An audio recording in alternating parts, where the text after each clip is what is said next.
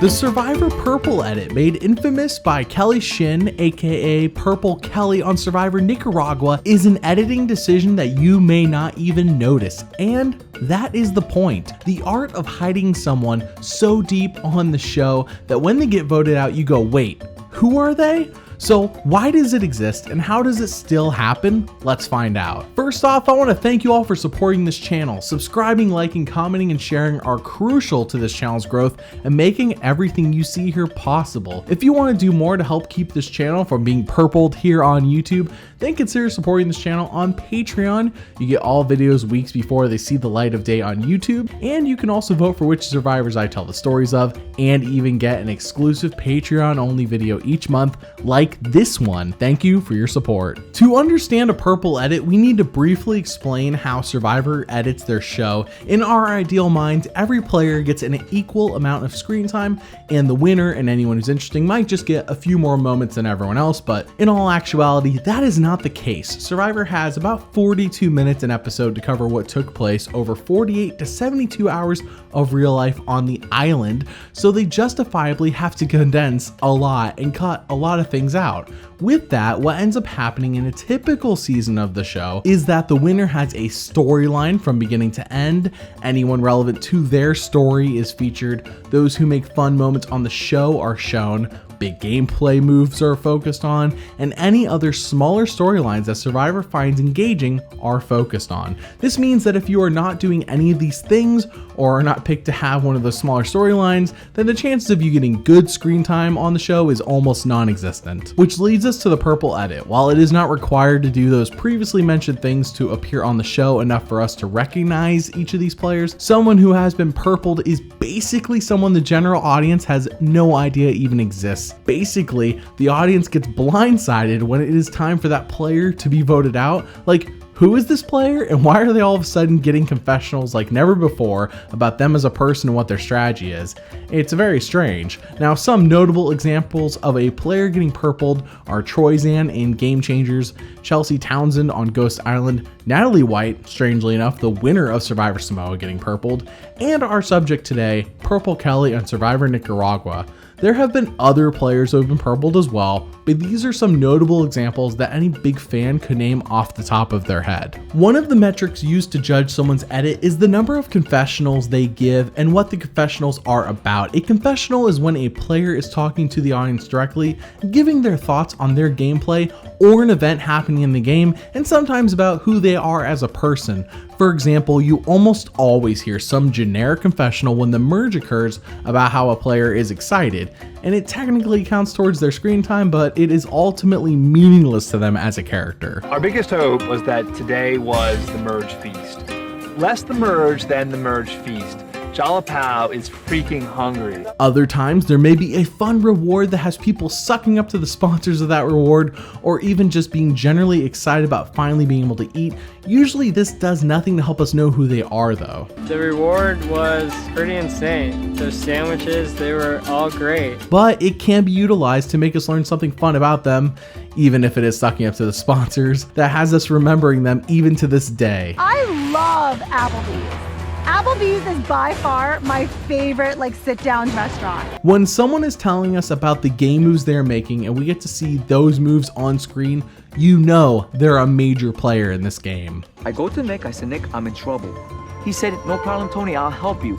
So this is an official payment for that disgusting disadvantage that somebody sent me. And of course, there are confessionals where a player tells us something personal about themselves that shows who they are, and this is usually a huge indicator that they are a potential winner or possibly someone who is going to have a great storyline that's going to extend almost all season, if not all season. I've been on my own since I was 12. When I moved to California to be on the Mickey Mouse Club, and I left my family. So what happens when none of these things happen for a player?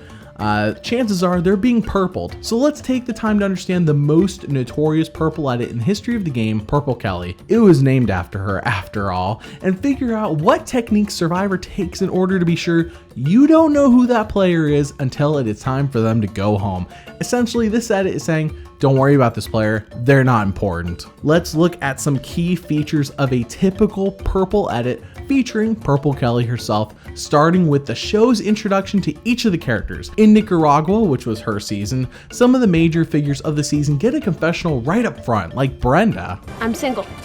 I'm single, very single. And flirting is something that I'm going to use if I have to. However, for the lesser players, we might simply get a brief glimpse of them on screen. And for the first time that we ever see Purple Kelly is literally behind a tree. Jeff then does his whole spiel where he talks to some players, and you might even meet a purpled player here. It is possible. Eve, for example, gets to talk to Jeff, even though she ends up with like 6 confessionals all season, and ironically overshadows the girl who makes it much further in the game, being our heroine, of course, Purple Kelly. Yeah, absolutely. You can tell a lot about a person, not just the way they're walking, but by the way they're watching other people. Now, you may be wondering, why is she called Purple Kelly? Where did that nickname came from? Great question. As it turns out, sometimes Survivor likes to put 2 people on the same tribe in the same season with the same first name. It's kind of cruel. Like on Survivor All-Stars with Rob Mariano and Rob Sesternino. Mariano was nicknamed Boston Rob on a prior season, but that nickname didn't really take hold until All-Stars, mostly to avoid the confusion between him and Sesternino. However, here, the young tribe that Purple Kelly's on has 2 Kellys, of course. Kelly Bruno, who has a prosthetic leg, whereas Kelly Shin, the Kelly we're talking about here, has a purple streak in her hair. So obviously she's the one who gets the nickname. Let's figure out, Kelly, are you gonna go by Kelly and Kelly in purple and blonde hair? What are you going by? Purple Kelly. Kelly purple. Purple Kelly. Purple Kelly. All right. While it is funny to notice how others answered for her, this is her last bit of any substantial content for quite a while. Sure, we might get some small strategic moments from a purpled player. I trust us 5, and that is it. If I had anything to say about it, next tribe we're in, I'm definitely, well, either her or KB. And even get some small character moments that really don't mean all that much to the purpled player. I've never gone so long without showering or brushing my teeth. I have. After all, since Fabio is the winner of the season, a moment like that mostly serves to show him rather than her. She's just an unfortunate circumstance of that moment. She's just a pawn in the winner's storyline at it. And it continues like this for episode after episode. She never receives a single vote against her. She doesn't find any idols though. She doesn't fight Kelly Bruno for a hidden immunity idol clue.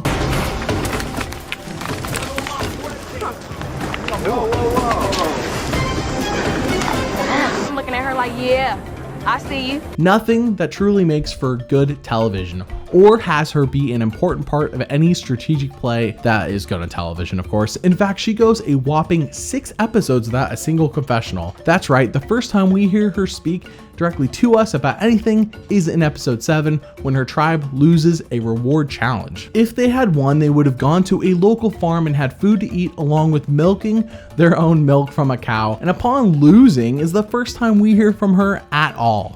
You get to milk your own milk, I guess. I don't know if that makes sense. You get to milk your own milk, and that sounds amazing. Not really a confessional that tells us anything about Kelly as a person or how she is playing her game, but more so just because of the way she describes the reward that she lost is why this made it onto the air. This next moment is more because of the way Purple Kelly is being specifically edited rather than those who get purpled in general, as in episode 10 she does get to go on a reward, and at the feast she says, You never talk really. I know, it's kind of funny, huh? Weird.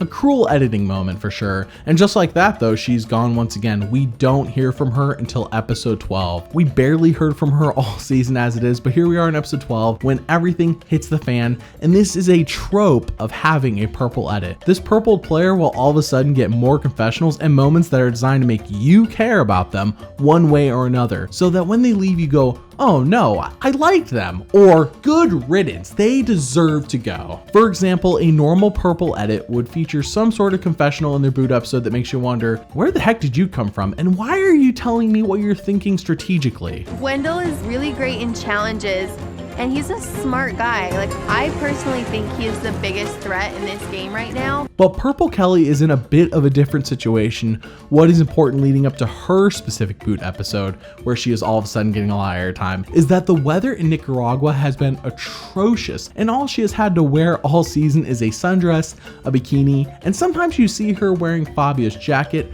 and that's pretty much it. So anyways, for the first time ever, at the last tribal council in the previous episode, Purple Kelly voted for the person who was not voted out. This is the first time she had done this all season. So we start episode 12 with... Brenda leaving the game, like, completely screwed me over. I was just completely left in the dark. And it's like, thank God I haven't been left in the dark for 28 days. Wait, what? Why do we care about this person's strategic game? We've literally never heard them all season talk about their strategic game outside of that one very brief moment back in episode 3. Their only confessional all season was about how you get to milk your own milk for breakfast. Why do I care about their strategic game? Why is the show showing me this moment? As a viewer, this is a massive red flag. They're going home next. Classic Purple edit. Make us know who they are so that there are some stakes, no matter how minimal those stakes really are. Now, where Purple Kelly specifically differs from other Purple edits though, is that she is going to quit the game due to the horrendous weather and her lack of clothing. So unlike other Purple edits where the show will attempt to make us think that the person being voted out will help or hinder the people we actually care about's game, meaning, oh yeah, if we get rid of Chelsea, our game's gonna be so much better. She's such a challenge beast, and you're like, Chelsea who? In this case, it's a little different because Kelly Shin is going to quit, and quitters get dumped on in Survivor. If you aren't getting medically evacuated, Jeff Probst and Survivor will make you feel like crap on your way out the door. This was first seen on Survivor Pearl Islands. Austin, per your wishes, go home. With all due respect to Austin, people work too damn hard to get in this game and fight to stay alive. And then even more infamously on Survivor Blood vs. Water, when Colton actually, well, in many people's minds, quits a second time. I don't want to be here anymore at all. And I'm sorry. What is it that has happened on your tribe that's forcing you to quit for what now I can confirm for myself is a second time? You want to own that one now? Survivor hates quitters, and this is argued as to why Purple Kelly got the infamous Purple edit, where they hid her from us almost all season, and then in her last episode, they get every player in the game to say how terrible it is to quit the game. Anybody else here want to quit? It's been 28 days of an adventure, but You're quitting too. I'm good. Well, I'm not good. Most Purple edits do not have a sense of vitriol to them, but Purple Kelly's does. I think it's mental willpower and the will to be here and what you know you can go through. We're the same age and I'm gonna stay till the end. Which is in direct contrast to Nyanka, who quits in the same episode as Purple Kelly, but unlike Kelly, is not inoffensive and in fact constantly makes good TV moments and is being that season's villain. Kelly B, she has one leg, and I don't want people to be getting mad at me because I'm talking about her leg. I'm not gonna treat you as an outcast. If you feel like you can outrun me, girl, let's race. So Survivor spends almost all of episode 12 making us feel like Purple Kelly is a quitter, and Nyanka, but we're not really focused on Nyanka here. She doesn't have the mental fortitude to win is what we hear. We hear confessionals about how you have to suck it up. What did you expect in a rainforest? Of course it is going to rain. We're in the freaking rainforest. I mean, come on, 4 hours of rain and you're gonna quit that easily? You don't belong here. The economy's bad and jobs are scarce, and quitting isn't an option to succeed in real life, etc., etc. By the time Purple Kelly quits, we are meant to think she isn't good. We are meant to think she doesn't deserve to be here. But that is all due to the Purple edit, making us not know or care about her until she decides it is time to quit. If we had heard her narrative about who she is, about what her gameplay is from episode 1, this edit in episode 12 would feel a whole lot different. And that is basically the point of a Purple edit. I've been sucking it up for 28 days. I have nothing left to suck. Make us not care about this player. Hide them. Don't give the audience any personal content about them. Don't have them tell us what their strategy is. Nothing. Just make them as one-dimensional as possible. You get to milk your own milk, I guess.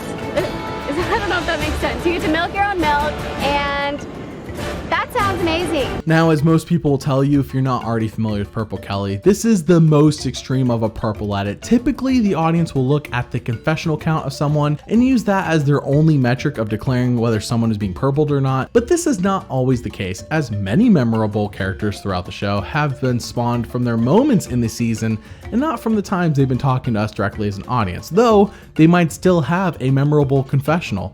It's no secret that Russell has a little boy crush on Parvati. He's like a bandy-legged little troll who, sort of like scampers around with his tooth missing. Or even Carter on Survivor Philippines, though he didn't have memorable confessionals, he just had memorable moments. Pinner. What do you want to do? Katie or Pinner?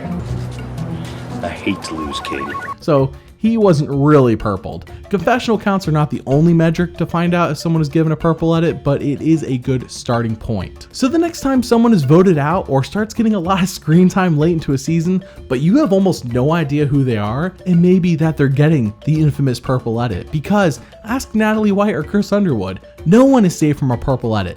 Not even a winner. Thanks for tuning in. I want to give an even bigger thanks to the patrons as they made this video happen and it was made at their request. Once again, thank you for watching.